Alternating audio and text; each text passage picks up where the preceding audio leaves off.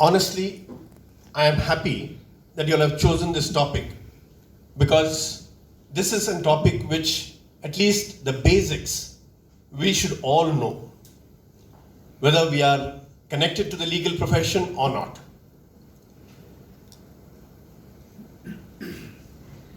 We have, as you all know, we are governed by the Indian Succession Act, by no other act but the Indian Succession Act. It's a vast topic, so I'll be brief. I'll concentrate more on testamentary succession and intestate succession. When I mean a testate succession means a person who has made a will. When you make a will, you say the person has died in a testate. And if he has not made a will, it is intestate. We also have the heirs.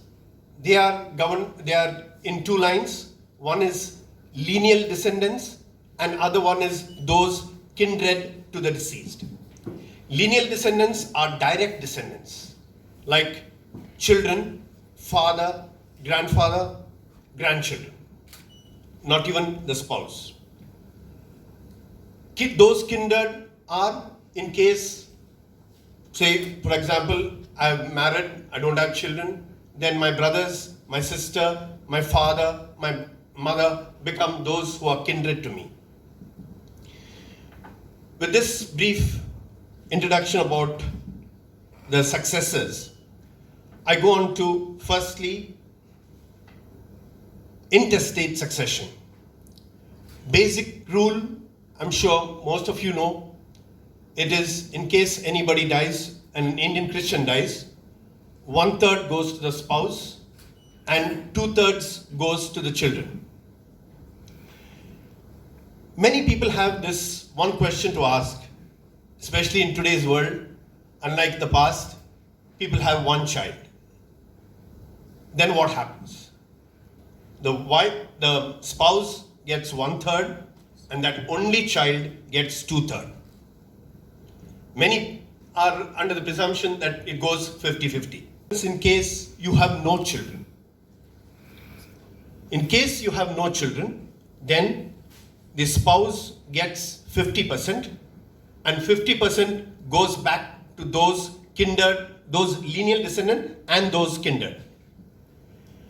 For a Christian, the spouse gets 50% and his or her father gets 50%. In case the father is living. In case the father is not living, then his or her mother's brothers and sisters take equally.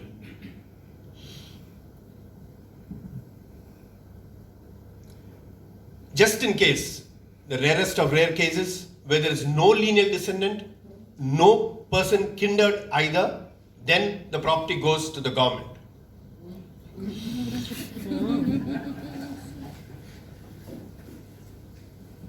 What happens to a person who is not married?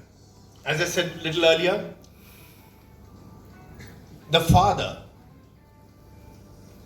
without disrespecting any parent, I'm a father too, I feel this is quite, or rather may not be absolute justice, but the father gets everything.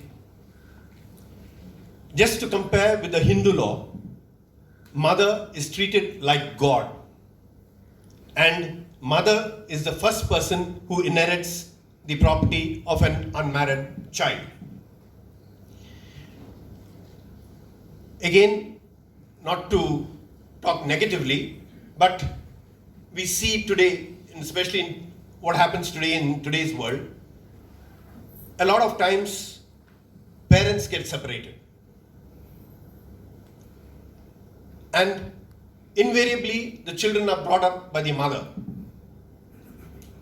And in case this family has a child who dies, all his property goes to the father. That is why it's very important in such instances that people make wills.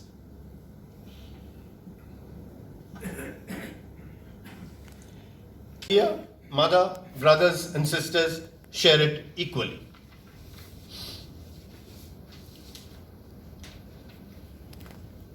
Brief background about inheritance. As I already started, I go on to the importance of wills. Should a person do a will? And if a will has to be done, how should it be done? Whether a will, if not registered, is it legal? And whether it will stand in a court of law.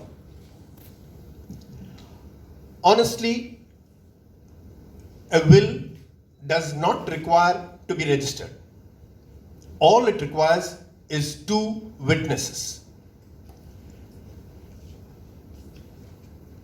I recommend to people not to register their wills when they are young, because a will normally keeps on changing. We all have children. We all hope our children will be good, but sorry, I'm a little conservative. But we have seen in the past, we have seen the wills of our ancestors. Again, men don't feel bad, but it is sad that the wife or the spouse got nothing. In fact, in some cases at least, is to be given only a life estate. What would happen in this case? The wife has to depend completely on the children. So, I recommend people to make joint wills. And when you make a joint will, one gives it to the other. Just in case something happens to me, everything goes to my wife. Something happens to my wife, everything comes to me. I do not recommend you giving properties to the children. As I said earlier, we all hope our children will be good, not in our hand. Why I say don't make a will when you're young is,